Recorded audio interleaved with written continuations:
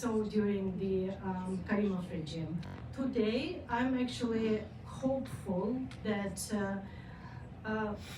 we have, as Bennett said, that we have some leadership in the Uzbek government, the young, modern people who studied abroad.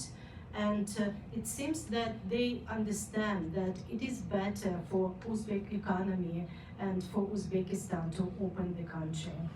Thank you. Let's hope. Thanks. Thanks to our panelists. Unfortunately, we need to stop here. Big round of applause.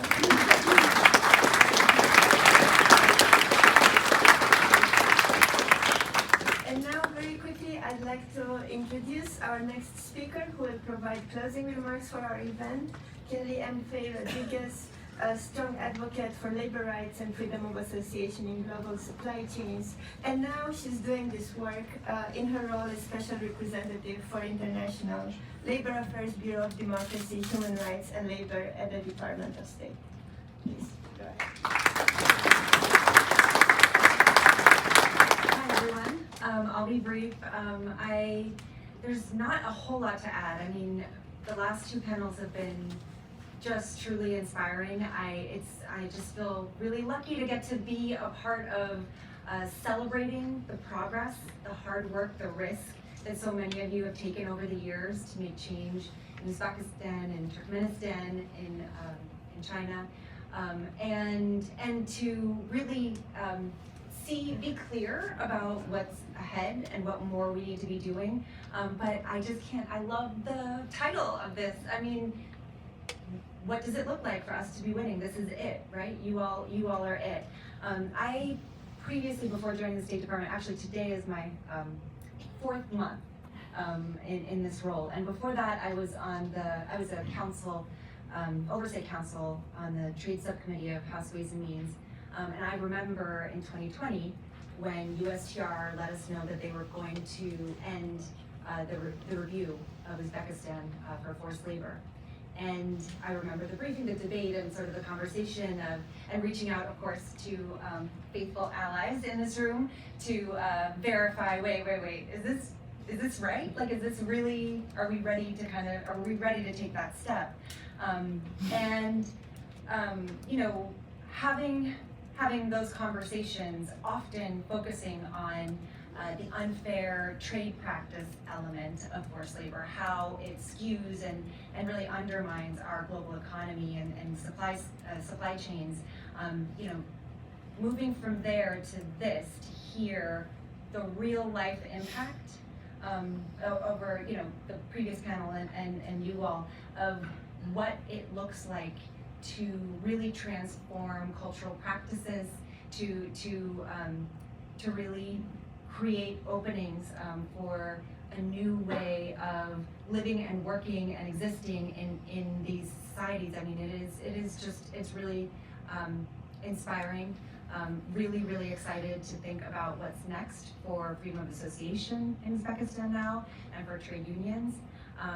Really, I was moved to hear from Golnaz earlier about monitoring and describing the kinds of intimidation, harassment, and really persecution that she and others, her mother and others, faced, and what happens when people resisted the demands to go into the fields during the harvest.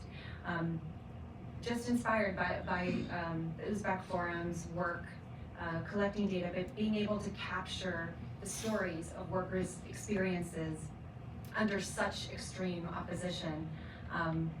I hope we can take that in. I certainly am. I want to share also, you know, I've been in touch with the U.S. Ambassador in Uzbekistan, Ambassador Henrik. He takes this, he knows this issue inside out. He takes it very seriously. He is committed to continuing to push the Uzbek government to do more. And we all, I mean, what actually is really so great about this space and this conversation is it's government. It takes all of us, right? It takes private sector business, business associations, companies, NGOs, trade unions. It really takes all of us to work together to be able to make these important changes. And I, you know, in this role, I know Undersecretary Zaya at the State Department and our special representative for LGBTQI rights, Jessica Stern, actually met with the government of Uzbekistan yesterday to discuss a range of human rights issues, right? But it just really ties together how all of these rights are necessary, and we know often, in many cases, that the labor rights that you all are working for are the enabling ones that allow us to have these conversations about, in some cases, more challenging issues such as LGBTQ rights in some of these spaces. So you're opening the door for human rights defenders of all kinds to be able to make more progress and gain more ground. What is also clear from these conversations, and we discussed this a little bit yesterday, but there is really not one model that's going to fix any of these problems. And that's what's so great about this space, is that we can conspire and really dream big and think about what else is possible. Part of what I see my job as is educating my colleagues across the government, across the State Department in particular, and at embassies abroad, about all of the ways in which you all are finding new openings, new tools, new policy tools to advance labor rights, to strengthen labor rights, and to really help realize decent work in a lot of these places. We also know, and it's evident, that trade unions, worker centers, labor rights advocates definitely have to be a part of any meaningful, effective effort to do this. And so really grateful for the unions who have been involved from the start, IUF and others who we heard from earlier. It's just, this is really, it's an example of what we need to be doing more of.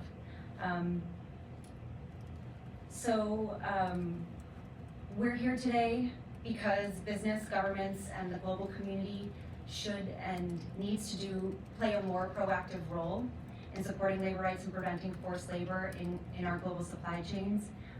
I look forward to the next phase where we have all of you together again next year or whenever that comes, where we can celebrate achieving those next two goals that Allison referenced, that our homework to meet to support workers and farmers and communities in Uzbekistan. So yeah, thank you so much for this. I'm really inspired by it. We'll take it with me, and I again look forward to the next steps.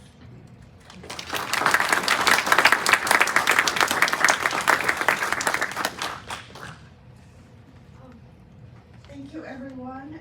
This completes